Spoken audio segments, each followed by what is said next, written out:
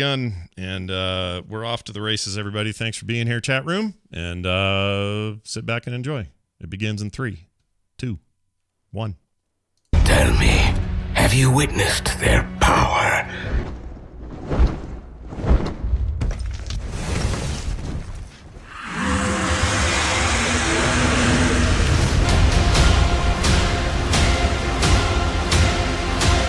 Hey everybody, welcome to The Instance. This is The Instance, episode 643 for Friday, July 16th, 2021.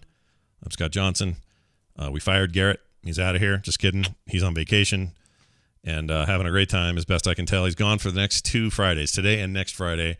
Don't worry though, we have guests sitting in for the great Garrett Weinzierl this week. We have Alex Albisu, a podcaster and friend of the program. Alex, welcome to the show. How are you? Thank you, Scott. I'm so happy to be here, and hello, chat. Hello. Hey, it's good to have you here. You're also, you're not in charge of the Filthy Casuals. You're just on that team, right? That raid team? I'm in charge of the Filthy Casuals. Oh, I didn't know that. Okay, so what we have here is a raid leader of current WoW content to take me down from my high horse on a few WoW issues this week, because he's having as much fun as anybody right now, right? You're having a good time? Yeah, as much fun as one can in the current tumultuous state that is World of Warcraft and Blizzard, certainly, but we're having a great time. And we have some fellow Frog Pants folks and ANTP folks in there, and it's a lot of fun. Well, that's awesome. We're enjoying it. Yeah, that's great. Also, a runner-up in the America's Next Top Podcaster elimination mode thing that went down a couple years ago, or a year ago, was it? How long ago? Yeah, gosh, it feels like 50 years ago with everything that's been going on. But yeah, it's great. I just went the whole way and didn't win. Yeah. No big deal. Yeah. Scott constantly complained about my voice the whole time. Well, look, I was a judge. You're supposed to judge. And I don't even remember where it all started, where the voice thing came from. I honestly don't remember. I think it had something to do with like you kept talking about like, wow, Gidget, your voice is great. Amy, your voice is great. Jerry, your voice is great. And then left it like that. And I'm just sitting there like, oh, please, Scott, mention me. So it was an omission, not necessarily. I wasn't calling you out. I just wasn't saying anything. I see. It's quite okay. I see how it went. It's quite okay. Well, all right. It's good to have you here. We got a bunch to get into today. And as I mentioned in the last episode, some changes are happening to the show. This week will be reflective of some of that, but we're not done. That's the other thing to remember. A lot of people are like, well, when is it going to be overnight sort of change? Not really. It'll be incremental. It'll take a little bit of time. Also, Garrett not being here, some of that stuff has to happen with the both of us as regular hosts, but today will be a little bit different, and some of it may be a little the same. I don't know. You're going to have to judge for yourselves as we dive in right now. All right, a couple things top of the show here. You might actually finally get to play WoW on a handheld after all. In fact, you might be able to play all your favorite MMOs or any games you want on a handheld, not because suddenly Nintendo has opened the gates wide open for you, but because Steam finally announced, or Valve rather, finally announced their Steam Deck, not to be confused with Elgato's Stream Deck, which literally had an update announced the same day. That's why I was so confused. It's really unfortunate for them mostly, because clearly the news cycle is on the side of Valve here in terms of interest. But Valve announced a handheld gaming device, and it's a lot like the Switch in terms of format. We're talking about a 7-inch screen, basically 720p handheld output, although if you connect it to a TV, you get higher, or a screen, you can use a regular monitor or whatever. Anyway, I'm not going to get too much into this as a gaming device. The short of it is your entire Steam library is immediately available to you. There's a thin translation layer on this Linux-based OS that will let you play Windows games that way, but you can also straight up install Windows. You could run the Epic Game Store here. You could install the WoW launcher. You could run Final Fantasy XIV, whatever you want to do on this thing. It seems they're letting you do that. And today it went on sale for prices starting at $399 all the way up to almost $700 for the high-end model. And I wonder how we feel about the idea that these MMOs we love so much, we might soon play on a handheld. Weird, right? Well, we get there are a bunch of add-ons out there that let you use a like an Xbox controller with World of Warcraft, and I see a lot of people streaming on like Facebook and other places where they do that, and they're doing it rather successfully. And I know a lot of people who prefer playing with a controller for some reason. Just games in general, not necessarily World of Warcraft. So I love what it provides for the Steam library and that entire ecosystem. I think that it's really funny, especially that Epic, like, yeah, technically you could their biggest competitor, you can install that there. I think that's really cool. But I personally, I like my freedom with a keyboard and a mouse playing a game like World of Warcraft. I don't think I could see myself doing that, but like talking to other folks in my community, like, and Bobby Franks, who's in chat, that's Bobby Frankenberger, who everybody knows. He's my co-lead. He wanted me to clarify the Filthy Casuals team. He's very excited for it, and so yeah, maybe we'll have him test it. I'm going to force him to test it. Yeah, we talked a ton about this thing in detail on Core, but good news if you want to play, let's say World of Warcraft on it, you can easily hook a computer, a keyboard and a mouse up to it. If you don't want to go the controller route, we don't even know if the controller will do anything without a bunch of hoop jumping, which you have to do now to make like an Xbox One controller work. So there's probably still those barriers. This is really just a PC. So yeah, the way you need to look at it is, hey, will this PC run my thing? And if it does, what other stuff do I already have to do to make it run? And in this case, keyboard and mouse are pretty much required. But if you're playing like Final Fantasy XIV, that game already supports controller out of the box. It will just recognize it and use it as if you were wired in or Bluetoothed in otherwise to your PC. I think that game in particular will benefit from this because a lot of people play that game with a controller. It's available on PlayStation 5, which is obviously, default controller is your way of playing it there. And I think I could see that being kind of a weird niche for this because people want. I don't know how much I would do it after the first time, after the gimmick wears off, but I wouldn't mind sitting in bed playing an MMO on a freaking handheld. That sounds all right. That sounds like a nice way to wheedle away the hours of the night, and I'm not hunched over some desk while I'm doing it. I'm hurting my neck in a whole different kind of way. A whole different type of way. Yeah. You got to go to a chiropractor either way, but that way you're at least laying down for it. Yeah, and I think they sold out, by the way, so the current status on this thing, I tried to get in there and reserve one. It was busted. The whole experience was broken for me. Oh, really? Oh, yeah, it was bad. I tried. I was mobile, though, which is kind of a problem. I was out and around this morning and couldn't be at a desktop. That may have helped. Just, I don't know, given I could do it through the Steam client, maybe that would have been better luck. I don't know. But it should have worked through either their app or the mobile web, which I used both of those, and both just kept throwing errors. And there were timeouts and server overload stuff and all that. Again, not that shocking. A little bit of a bummer that it's part of a store that also needs to run just for everybody else's Steam needs. And so other people just trying to get in there and buy a thing. I heard from somebody who was just trying to get Baldur's Gate 3. I don't know why they decided to get it now, but they tried to get it this morning and reported that they couldn't buy the game. Well, I was actually just in Steam buying a game that we're going to talk about primarily on this show. And I was actually stalled several times and thinking to myself, why am I having so much trouble buying this game? And yeah, it's true. I guess it's because probably everybody and their mother's trying to buy this new Steam Deck. So yeah, it's pretty nuts. Yeah, I actually like the name. We had a big argument on Core about the name, but I think I prefer the name over, I don't know. The alternatives are boring to me. Yeah. I don't know what else you'd call it. Solid, but, solid idea. Steam screen. Steam thing. I don't know. It's steaming screamer. The steaming screamer. The screaming steamer. The Cleveland steamer. Whoops, that's something totally different. Never mind. Forget I said it. Yep. Also, there was a giant leak in the WoW community. Supposedly leaked. We don't know if this is true or not. And we're probably not going to be able to find out anytime soon because Blizzard doesn't comment on this kind of stuff. But it showed up on Reddit and as basically image captures of what appears to be a leaked series of internal memos that are pretty concerning if they're real. That's the problem, is there's really no way to 100% confirm any of this. It might be worth your time if you're interested in what might be, a real inside look at how the state of WoW is and how people on the team are feeling about it, how people internally at Blizzard are feeling about it, and the sort of state of things at Blizzard in general. I'm not going to cast judgments one direction or the other. It's just maybe worth your time to go check it out. However, what really caught me on this or made this much more interesting, and that's, again, whether or not it's real has yet to be determined. But if you follow the Twitter account of Grums, he's a former Blizz dev from World of Warcraft. He worked on StarCraft 1 and 2, I want to say. A bunch of other stuff there at the company.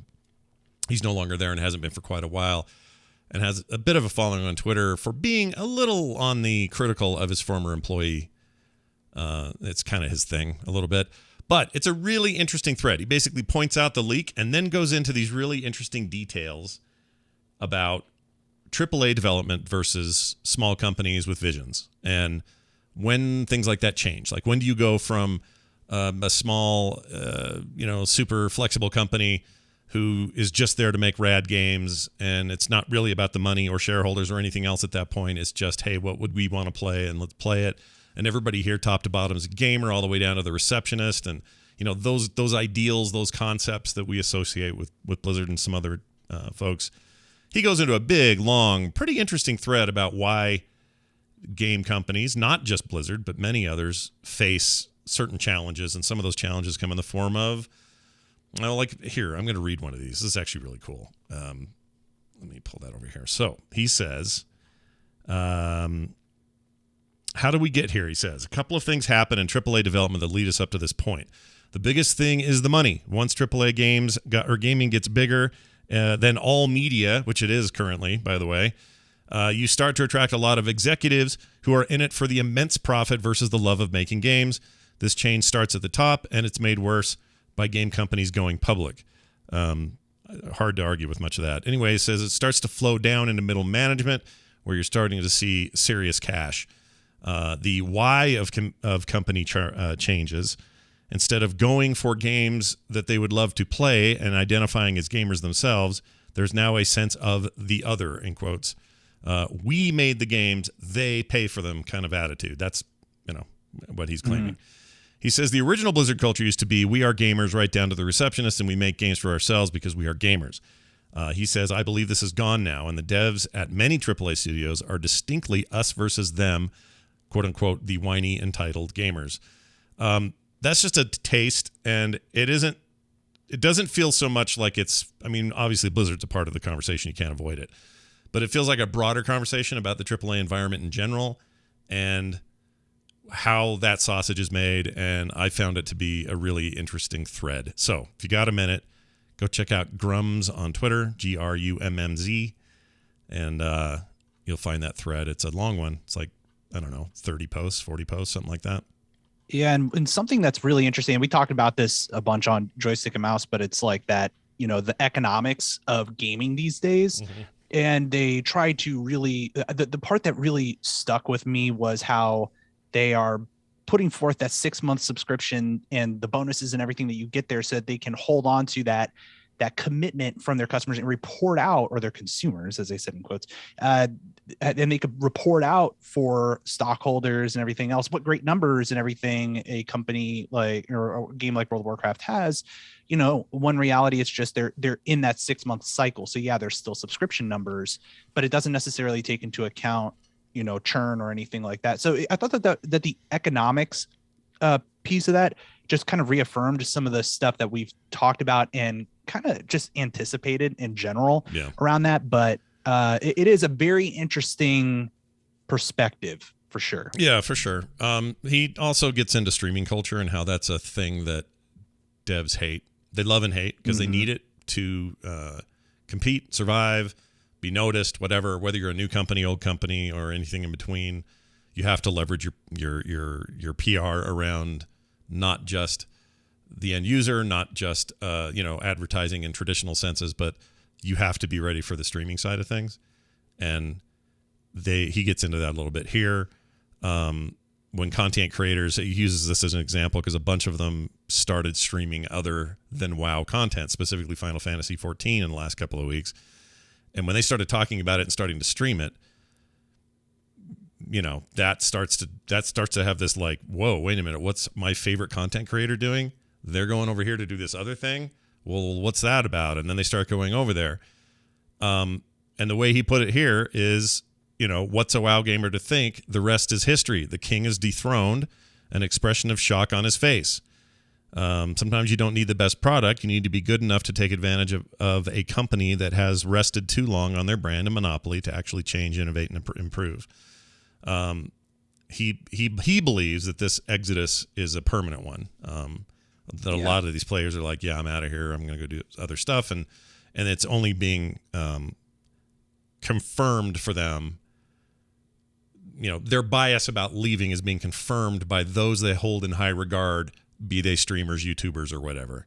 Yeah, this whole kerfuffle with Asmongold and such was like, just it's a big deal. Big deal. Yeah, he has an army, dude. He has an army. Yeah. So, and it's an opportunity. I mean, like, the way I see it is that it's an opportunity for Blizzard to either come back around and say, like, yeah, here we're going to kind of turn the ship and perhaps earn the trust of our consumers again. Or frankly, it's an opportunity for others, like other MMOs, like something that we're going to talk about a little bit later in the show. But there's either way, like, there's a lot of opportunity for us as consumers and gamers around this. So I'm excited to kind of see what's like stir up this kind of causes in the industry and MMOs in large. I think it's going to be interesting. Yeah, for sure. This is it's an interesting time. Like, I've tried to look at it this way the entire time. It's easy to get really negative and down on it. One of my favorite video games of all time, the game that I owe more to in my own personal cultural way than any game I've ever played. World of Warcraft is a singular point of light in my life and has been for a very long time. Yeah. So it's easy to go, wow, let's get negative about it, or let's get positive about it, or let's get whatever you want to get about it. I understand how that it can be emotionally tumultuous. I know that we all invest a lot in certain games, and in this case, World of Warcraft, to the point that we feel invested very much personally in its success or its failure or anything else. Dude, it's like 50, how many years? Like 15 years of 17 my life. years, I think, now. Like, yeah. And I've been playing since Friends and Family Alpha. Like, it's a long time. Yeah. Well, at the end of the day, I have chosen to look at it from a more of a top-down sort of view. I'm very interested in what this means across the industry for Blizzard, but for everyone else. Like, what does this mean when they shed a bunch of players? And it's a meaningful shedding of players. Like, they haven't had to deal with that before. They've always, no matter what, somebody else come out with their new MMO. Hey, it's Star Wars MMO. WoW's fine. Hey, Elder Scrolls. Don't worry. WoW's okay. Guild Wars 2, it's very good, I hear. That's okay, because WoW will be fine. Like, that's kept that way for a very long time. I'm not sure it's going to be like that anymore for them. And so it would be easy for me to go, oh, they've lost their edge. I don't, there's plenty of those voices. You can go find those voices. My voice on this whole thing is interesting. Let's see where this goes. And let's try to follow it. And, we'll see. So that thing caused a big old stink. There's a couple other things I want to mention real quick. For fans of a couple other games. Final Fantasy 14, they have an official cookbook coming out in November. Let me read you this quote. And don't you dare tell me you're not getting this, because you're going to go out and buy this. I'm so into this. Take a culinary adventure with one of gaming's most beloved franchises, reads the official product description on Simon & Schuster's website. With stunning photography and step-by-step instructions, this book gives you everything you need to create some of this game's most iconic dishes. So there you go. No longer does Warcraft have the monopoly on cookbooks. You can go get one for your weird Final Fantasy lifestyle. Yeah, and I know that you're not like all that into anime, or I mean, like, you like Final Fantasy and stuff. I'm really happy, by the way, that Final Fantasy is great. Nothing wrong with Final Fantasy. It's fun. But if you ever play a Final Fantasy 15, there's this whole bit like where you can go cook, and the food in that game like looks real, and I get hungry like thinking about it right now. My mouth is watering. It's stupid. But watching anime, like the way that they portray their food, and it's a freaking cartoon, but oh my god, it's beautiful. Yeah, what is up with that? Like, why is Final know. Fantasy 15 food?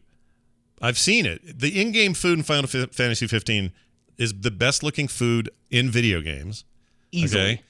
Okay. The best looking food in MMOs, I'd probably give that to Elder Scrolls Online. Their food looks pretty good. Yeah. At least it looks like the food you're meant to be eating. WoW food looks like 4 polygons of cheese. I mean, yeah, that's true. The Final Fantasy 15 food looks like beautiful in the same way that like they used to like rub Vaseline on the lens of a camera. Yeah. Back and everything looked all beautiful and like shiny and Yeah. Well, what they need to do is make sure some of that stuff's in that book. Otherwise, who cares about MMO food? It's never been interesting to me. And don't smear Vaseline in the food, please. No. Thanks. World of Warcraft Wrath of the Lich King will be adapted into a pandemic board game. That's the other little bit of side business this week. And that's an interesting take, because if you are a fan of pandemic game system, then you know that this. Whoa, that's loud. Let me turn that down. You'll know that this is perfect for that because you're basically spreading or helping stop or spread. I'm not sure actually which side you're on, but you're either stopping or helping spread the freaking scourge. And the Stratholme business is in there, and Lich King's involved, and a bunch of your favorite characters in miniature form, and it's using the pandemic board game rules. So despite actually being at some point of our own real life pandemic, maybe you'll have some fun in board game form with more.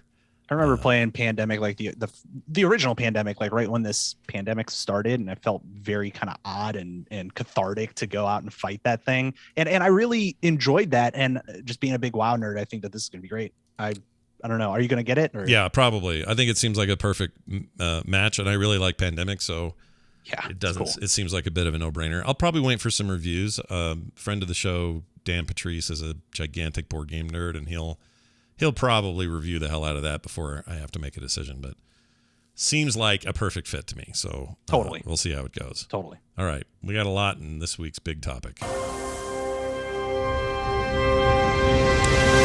Some of you may be familiar with Amazon Games. Such a weird thing to still say. It is a weird thing to say. So Amazon has tried to dip their toe into the world of let's make some video games, and they've kind of failed miserably up to this point. The only two things they've done, one was based on their what's the show about the cars? It was I forgot the name of the car thing. Old guys that are like into cars, the British guys, and then they moved to Amazon and changed the name. It's called Old Guys Drive a Car. Oh yeah, totally. I know I'm blanking too. Top Gear, not Top Gear, but the Grand Tour. That's it. Jeez, my lord. All right, sorry. The Grand Tour is the thing I'm thinking of. They did a Grand Tour car thing that was abysmal garbage. No one knows about it because it was bad. Okay. Then their second project was this third-person shooter thing. I forgot the name of it. It's like Osiris or Optimus or some name like that. Was on Steam for a hot minute. They yanked it back, gave people their money back, said they were going to keep working on it, but I think it's officially dead now. So that didn't go well. But all the while, they've been working on this MMO called New World. And I thought it might be time to talk about what the hell New World is and whether it's going to demand any of your time. So here's some of the basics. We have a release date of August 31st, 2021. That's not the first release date we've had. They've delayed a couple of times. But that looks solid. It's the best as we can tell. No other reasons to delay the game at that point. And based on impressions from recent betas, it seems like they're kind of there. $39.99 for the base game. No subscription model for this, at least not now. Maybe there'll be like an ESO style plus membership or something. You get added benefits by doing that. But there's no indication of that up to this point. It's a $40 game. In theory, new expansions would cost you another $30 or $40, and you'll keep playing it. Think of it as like Destiny in terms of its price model. The in-game shop will be there, though, so there will be a cash shop in there. Cosmetics, in-game items. They specifically originally had plans for, things like in-game XP boosts, things like that. The potential community around this game kind of revolted and said that's a terrible idea, and they have since removed that. So they're not going to do any game-altering stuff in the shop, they say, at least now. Only cosmetics and junk like that. And if you're excited about checking out their mount selection, don't get too excited because there are no mounts. You have to run everywhere in this game. It's just weird to me, man. I don't know why they wouldn't. It's weird, but I mean, yes, it's weird, but also I think mounts are not dangerous. There are two things you can look at a mount and say. Number one, a mount is obviously a huge boon to gameplay if you're trying to get around a lot. I understand the desire to have a mount and have it early. But it changes gameplay. Like it F's with things. Totally. World of Warcraft has learned the hard way that flying mounts, as cool as they were when they were introduced in the Burning Crusade, have been a lot of heavy weight on the game. Mm-hmm. And having to design around it and make it harder for people to get it, and it's just very controversial. And there are people I've heard at Blizzard say, yeah, we kind of regret adding flying to the game because now they got to jump through these hoops to justify when you can get flying and when you can't.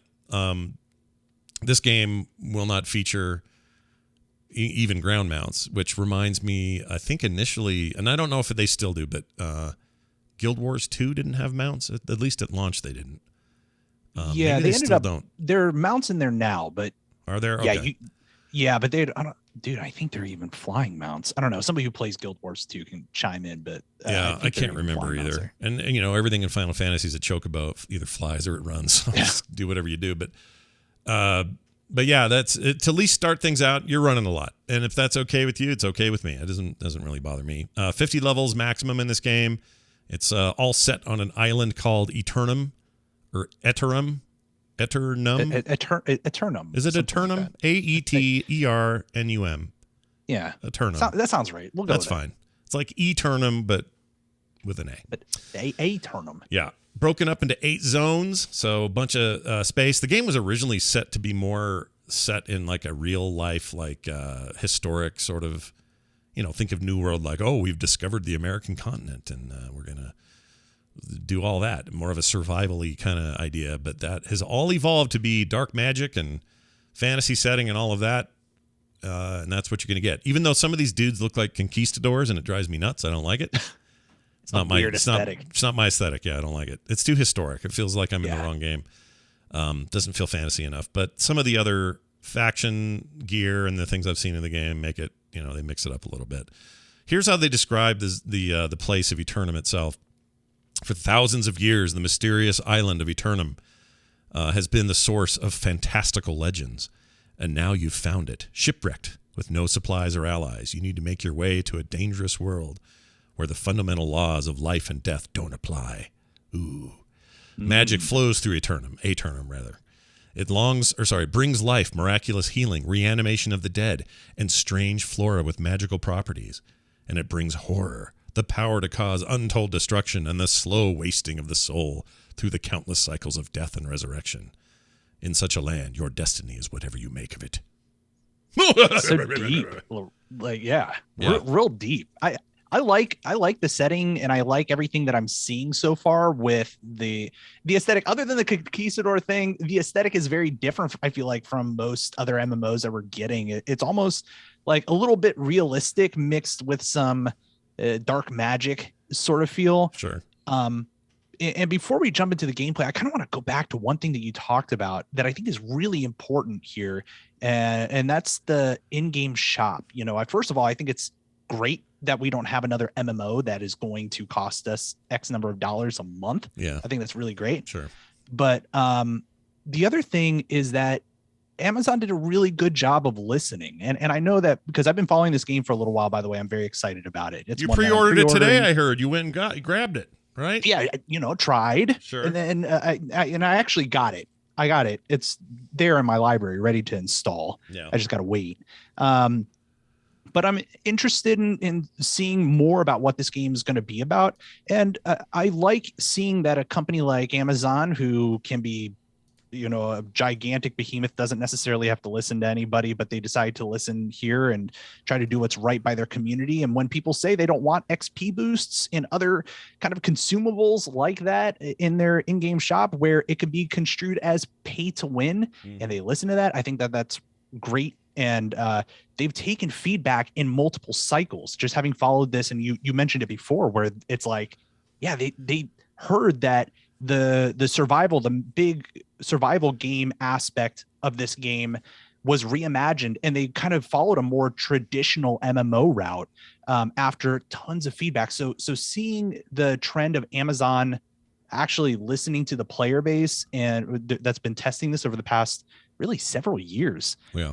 It's really promising. So I'm very much looking forward to seeing more of this game and playing it in the closed beta. Yeah, I'm legit excited.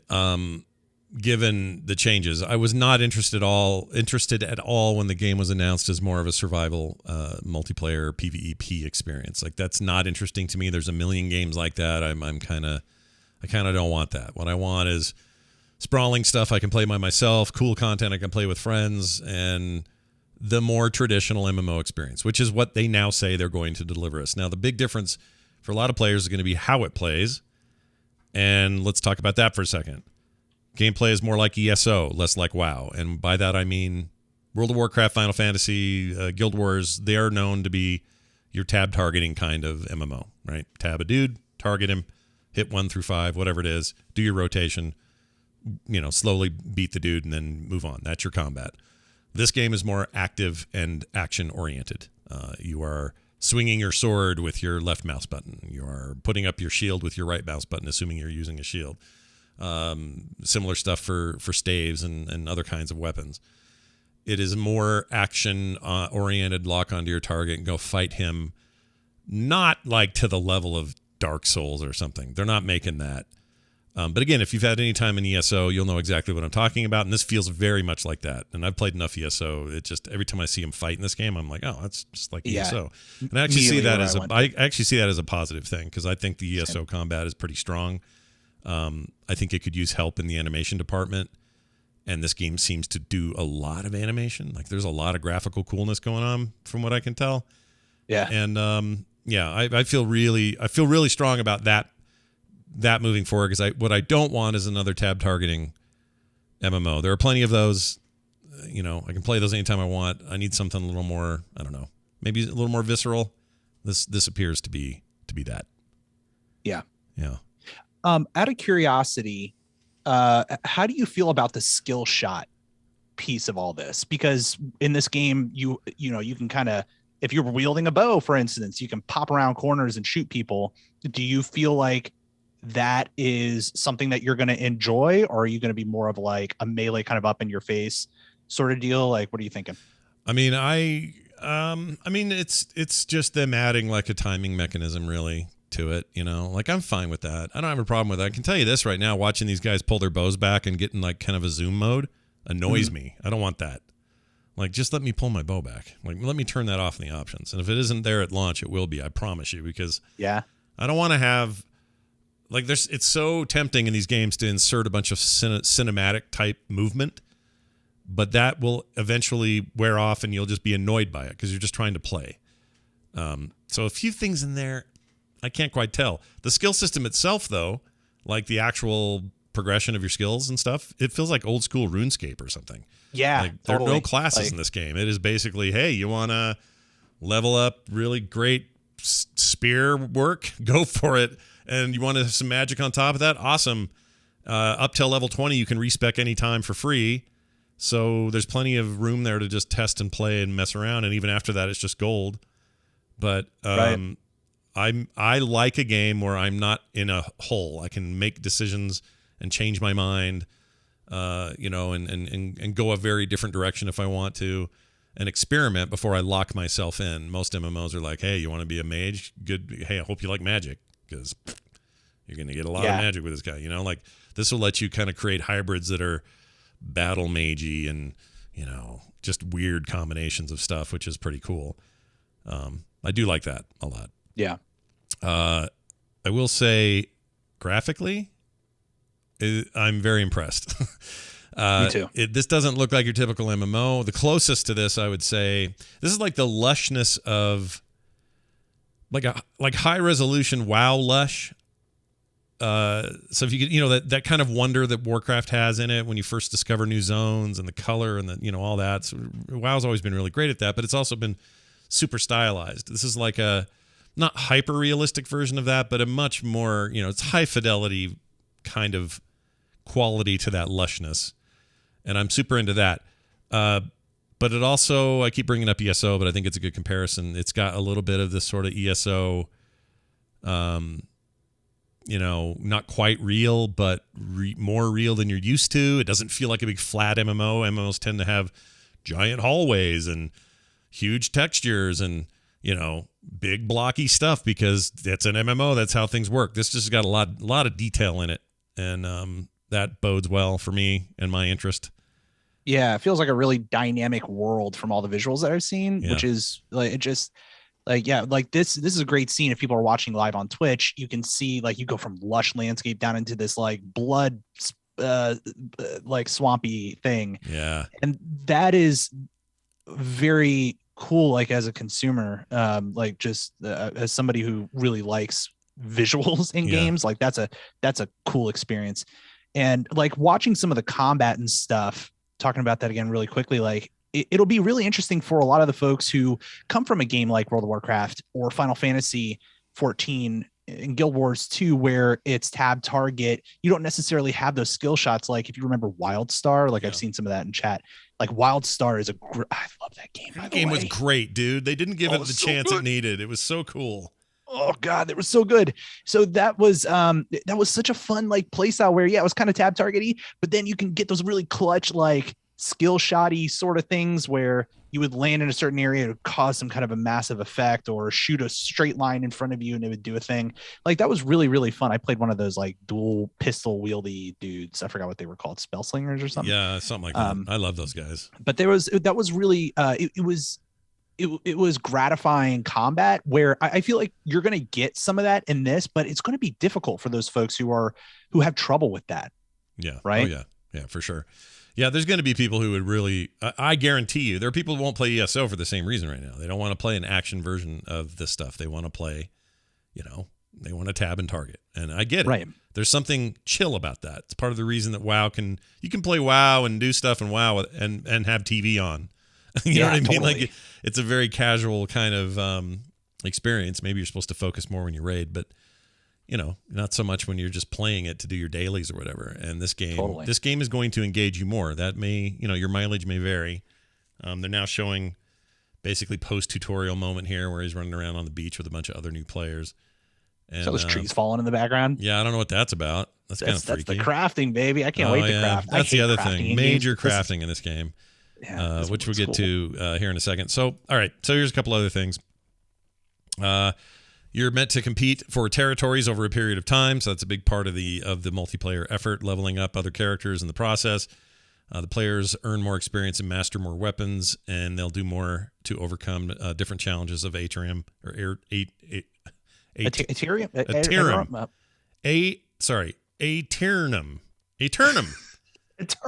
it was. That's going to take me a while. Gosh dang it.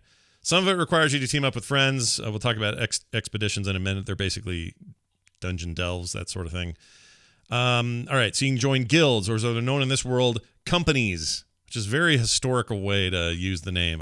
Sometimes I feel like this thing is alternate history with fantasy in it. You know what I'm saying? Mm-hmm. Just some of the terms. I mean, the name of the game itself, like, I don't know, it's kind of weird.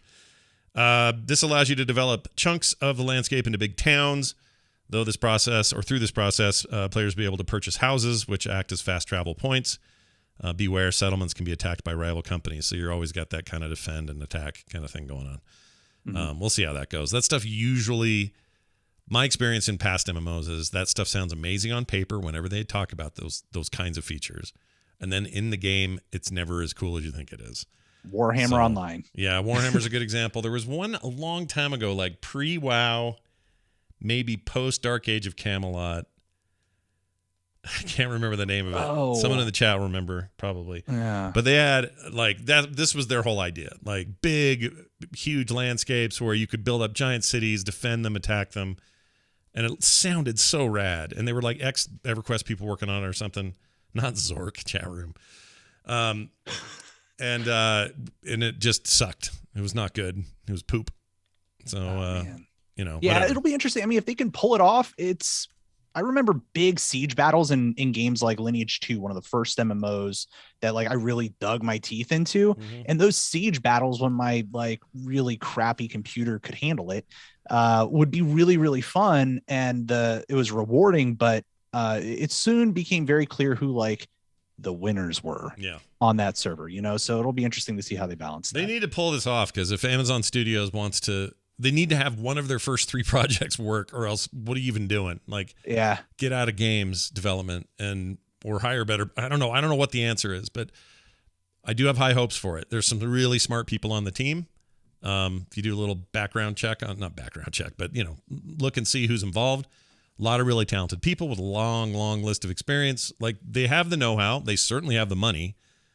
Now it's just a matter of executing, and I hope they hit all their notes. That would be cool. Yeah.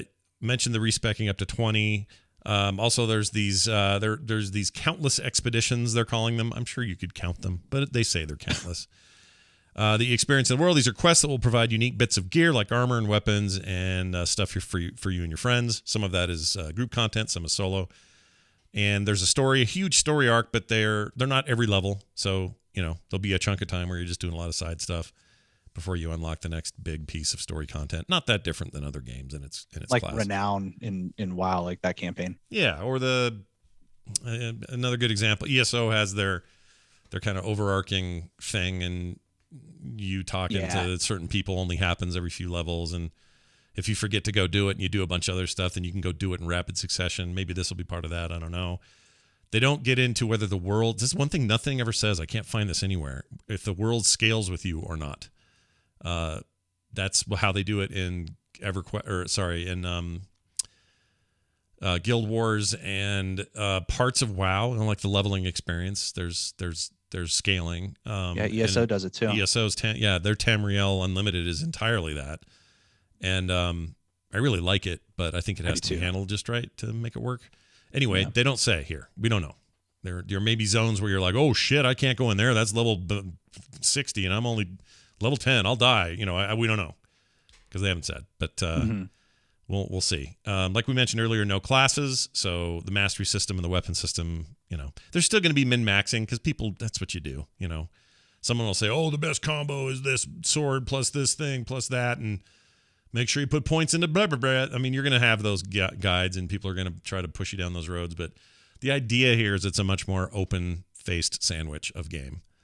And you can go in. Yeah, I'm kind of in the boat where I kind of know what I want to do, and I'm not going to let anybody tell me, but we'll see how long that lasts. I want to do magey shit with like ice. I want to fire ice out of stuff. That's what I want. I want to do that bow thing that you hate. I want to sit there and snipe people, and then maybe whip out a freaking sword or something. Well, look, the multiplayer, that's what you should do. You should hide in bushes. You should be a dirty camper. And you should snipe people from far away. Absolutely. The dirtiest of campers. Dirty campers. Very stinky. Oh, yeah. Watch out for the dirty campers. All right, moving on. Here are the weapons in the game currently. And the reason this list is significant or important is because the weapons are kind of everything. Think of it as Destiny weapons, the guns in Destiny. The whole goal is to get that cool one you want. And they've got the whole, gray up through purple kind of color scheme and all that for rarity and affixes and all of that. But this isn't Diablo where if you use a certain axe and hit the ground, every time you hit the ground, it's going to create a giant hole or something or a crater. It's more like passive stuff that'll, increase your global cooldown speeds or, things like that. But here are the weapons. Warhammer, Great Axe, Life. The entire Warhammer universe is in this game. No, it's just the weapon, the Warhammer weapon. The Great Axe, Life Staff, which I assume is healing related, Fire Staff, Sword, Rapier, Hatchet, Bow. Oh, man, who has hatchets? That's cool. Bow, musket, ice gauntlet. Hello. That I saw that was like, wait, what? That's like totally up your alley, dude. Yeah, dude. Give me 2. Can I wear 2? Let me have 2. No, they don't have dual wielding yet, which was one thing. Yeah, they don't have that yet, but they will. Yeah. And a shield. And they go pretty deep in the game with things like you have a certain kind of dodge. Oh, that's the thing I should mention. The game shares some of ESO's other design sensibilities with stamina. So... and that's not unlike a lot of Elder Scrolls content. So, like, if you roll, you're going to use a bunch of stamina. If you're carrying a shield, you're way more. You're a big, heavier dude. You're going to have less stamina for the roll, but you're going to have more survivability for hits. Think of it that way. There's a lot of give and take on those systems, but the whole thing is, you can't just go in hacking away and expect to just spam your way to Nirvana. You got to, like, fight smart.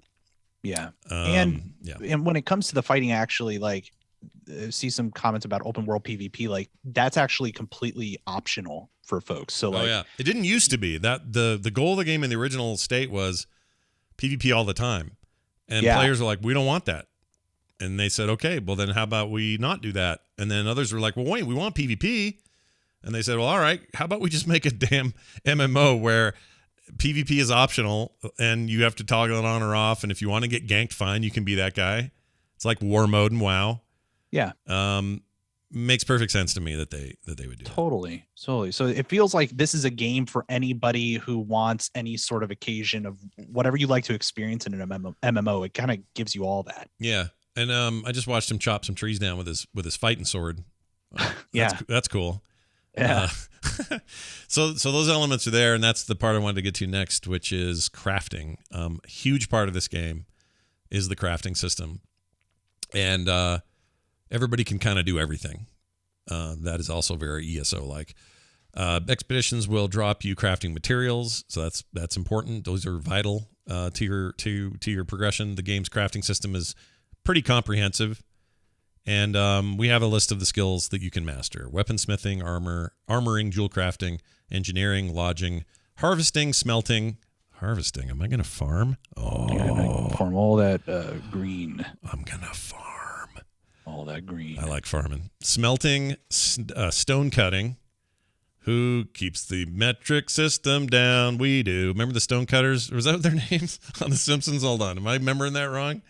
Dude, I have I like The Simpsons, but I have no idea. It's such a classic episode. I think it's the stone cutters. Anyway, stone cutting, wood cutting, leather working, and weaving, which is you create Hugo weaving over and over. It's fantastic. Oh, absolutely. Yeah, nothing to do with clothes. Yeah. That's fine. Oh, it is stone cutters. Thank you, chat. I was confirmation right. incoming. There you go. Anyway, if I was to label this game, I would say this game feels a lot like Fantasy Destiny.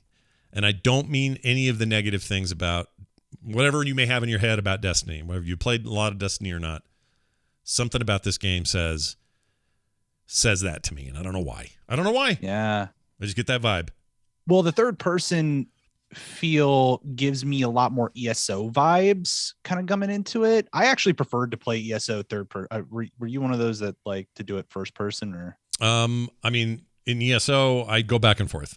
Were you? Okay. Yeah. Okay. Same with like actual Elder Scrolls. By the time I got around to Skyrim, that was never great. Like their third person in Skyrim was okay compared to previous Elder Scrolls games. But if you've ever tried to do that in like Oblivion, it was nightmarish. Terrible. The swapping between the two in ESO is actually very good, and I hope they learn from that for whatever 6 ends up being, because it's very good. Like right now, ESO is basically a very good multiplayer Elder Scrolls experience.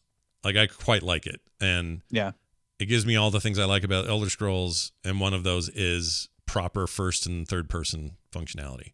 So yes, I do like that. I don't know what you're going to be able to do here, though. No one ever shows it in first person. So yeah, I mean, so the third person feel I think is good for me. I think the over the shoulder bit is always just like a little awkward to get used to, and where your character is actually in position in the world versus your perspective. I've always found that like a little weird with video games that are third person, but I think that like overall, I'm looking forward to kind of jumping in there, trying the combat, and like really playing around with all the different because this gets me excited on all sorts of fronts.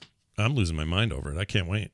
Yeah. And I can't believe I'm excited about it, because I didn't think I was going to be, but I am. I actually really want to try it. Also, low barrier to entry. There's the initial cost of the game, sure, but that's it. Yeah. Just go play it. Freaking $40. Now, here's the important thing, though. They've got to nail the part I'm about to talk about, which is you know what? Let me mark that because something's wrong with the file. There we go. They have to nail this game on week 1. And I say week, not day, because, you always have stuff on day 1. It's okay. I think we can live with some of those things. That part's never easy. But the first week or so, week or 2 maybe, if your game is not really compelling, fun, and up for most of the time, people will move past and go somewhere else. That's how this stuff works. And as much credit as you can give World of Warcraft for being the dominant form of this for so long, one of the things nobody ever seems to talk about as one of the great things WoW did was launched in really great shape. Were there queues? Yes. Were there some problems? Yes. There always is. But for the most part, the game released in a really quality state and played great immediately and let you know right away what was good about the game and compelled you to move forward and play it. That is it's apparently not easy, because no one else seems to be able to do this at launch. As much as everyone's chased Warcraft money for all those years, the one thing they never seem to get right is making everything great out the door. I think Guild Wars 2 did pretty good out the door. That's a good example of one that maybe did all right. And there was a considerable amount of hype around that game when it came out. So, but ESO was a flop out of the door. They fixed stuff, and that's great. I'm glad they stuck with it because it's one of my favorites now. But it was a rough launch. Yeah. Star Wars, rough launch.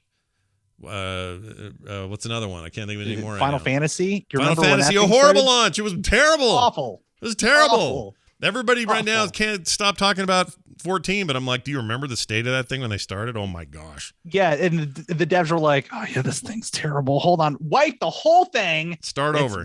Reborn. Yeah. And now we've got the wonderful game that it is, and I think that that's a good testament also to like when you have a fan base that's so like dedicated, but not everyone's afforded that. And I would say, wow, if they started out a little bit rough, they probably would have recovered given that like that fan base. Because I remember when World of Warcraft came out, I was like, oh wait, you're telling me that I could play one of these soldiers that I love in my favorite RTS series? Like, yeah, okay, I'm going to stick with it no matter how long it takes. Yeah, I agree with that. This game doesn't have that. No, it doesn't have that yet, and it has to nail it pretty early, or else they're in trouble. So I want to see how they do there. No sub means they can capture people that normally wouldn't leave their current MMO that they do pay for to play. I think people will take a break and go check this out. I expect a lot of streamers to pick it up very early. I expect again though, like this, what a double-edged sword. Like streamers playing it and having streaming crowds in the tune of 200,000 people watching a live stream, immensely beneficial to your game. Unless it's a janky pile of poopy on day one. And then you got all kinds of problems. That's why, some companies get accused of running private special servers for streamers because they just want to ensure that nothing breaks. I kind of don't blame them, Like you want to put your best foot forward. Mitigate and show this is the thing, like you show your best products so that then you can get more money through pre-orders, so then you could throw more money at the problems to fix them. Yeah. I get it, but still. Now, here's what's funny. Most of the gameplay video I've seen on YouTube kind of cracks me up because 90% of it is people sitting in camp making stuff. Like, it's a lot. Yeah. So the game has this one little risk, and I just want to throw this out there. If the game becomes an incredible crafting game, but nothing else is as compelling as their crafting system, that's not good either. No, but I'm gonna love it though. I don't know. Like I've never liked crafting in games, but for some reason, this is like I'm looking at it, I'm like, oh my god, I kind of want to make everything. I kind of do too, yeah. And I don't like like I said, I'm not really a survival game guy. It's not really my jam. But this isn't that. This is This is crafting and survival elements thrown into a traditional MMO style experience, and they're gonna get my $39. Is that what it is? 39? Yeah, that's it. See, it's almost not budget. That's like B tier price game. That's not even that expensive.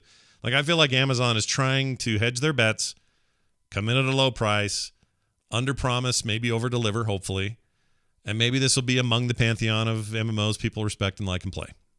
We'll find out. Let's see how it sounds. Check this out. This is the menu music. Oh. That gives me Ghost of Tsushima vibes. Oh, a little bit, right? Yeah, a little bit of Asian influence, maybe. Okay, my favorite part's coming up. Let me skip over here. Here we go. Get a little drum in there.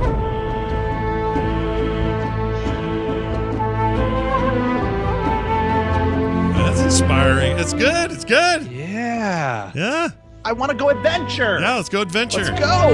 Yeah, and this guy at the top of the show is from this, this guy here. Tell me, have you witnessed their power? Some kind of story bit at the top where he's talking to Conquistador Larry there with his dumb helmet. Love it. Yeah. I love that. Anyway, I just think there's potential here. We'll keep our eye on it, talk about it on the show when it comes out, and we'll let you know what we think. Let us know what you think also. Are you going to, have you already decided your faction? No. Oh, that's the other thing. The Marauders, the Syndicate, and the Covenant are your three factions, and you choose them.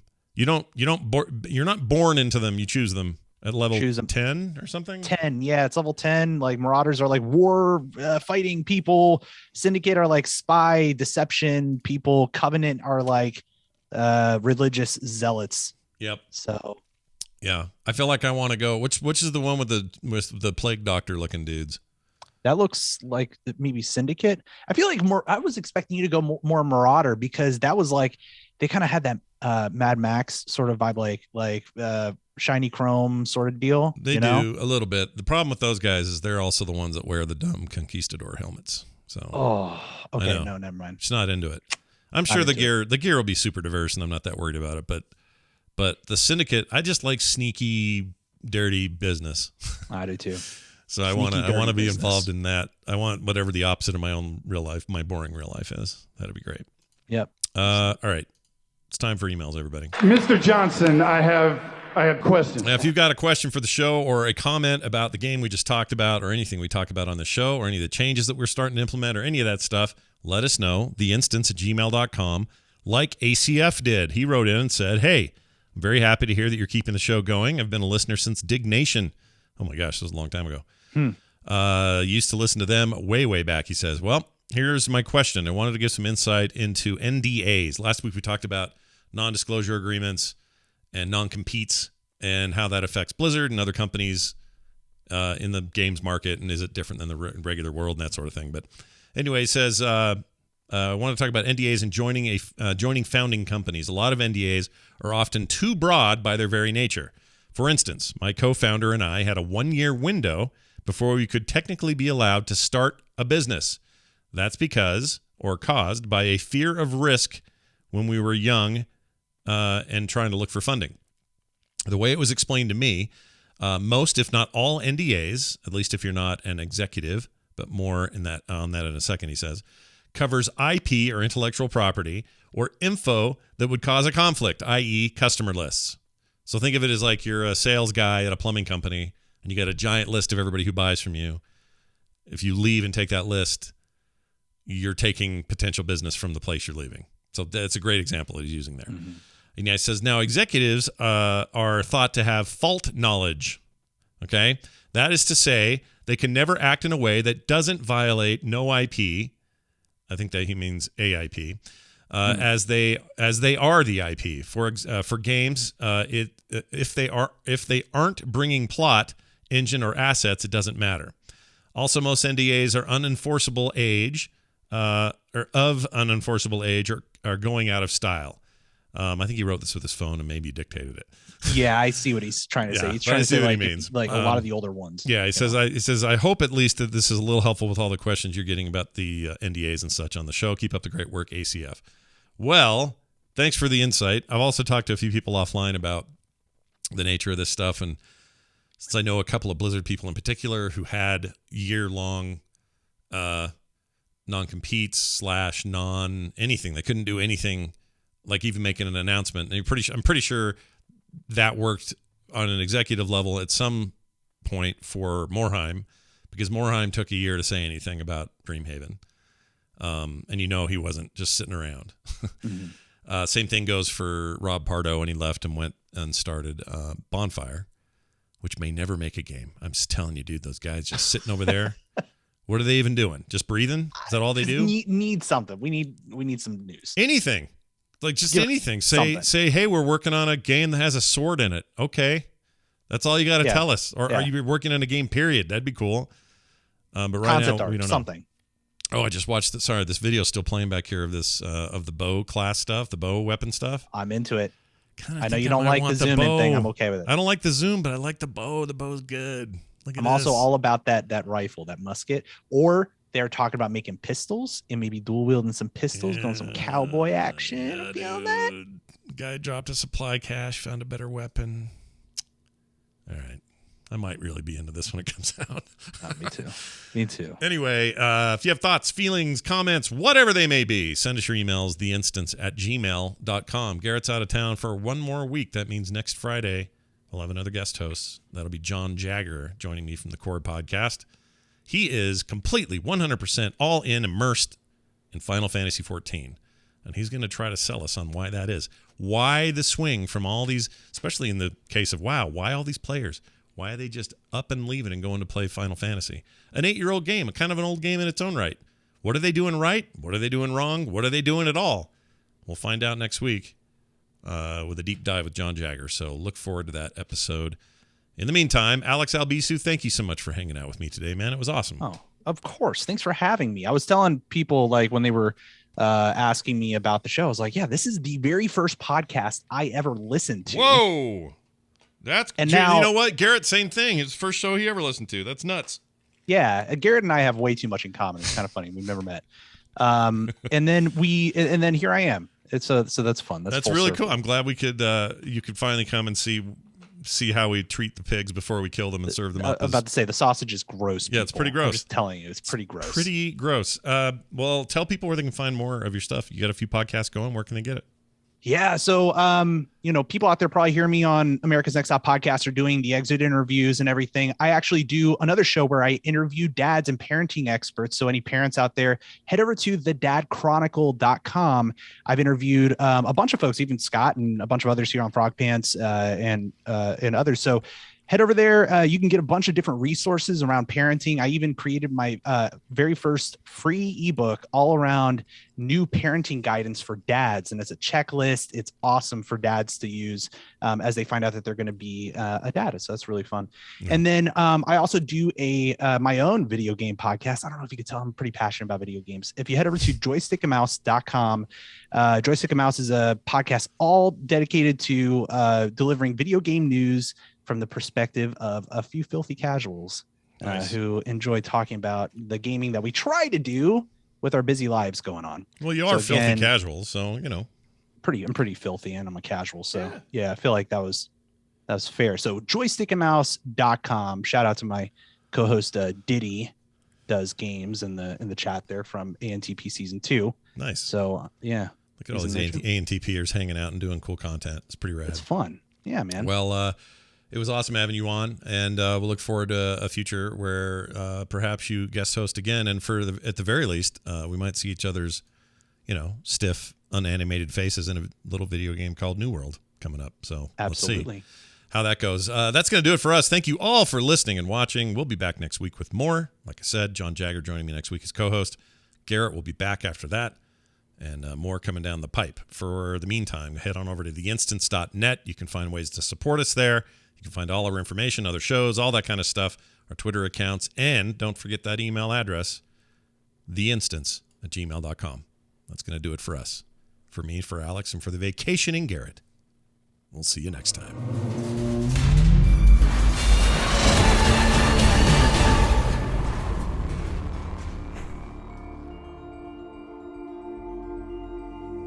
This show is part of the Frog Pants Network. Get more at frogpants.com. We did it. We did it. We did the thing.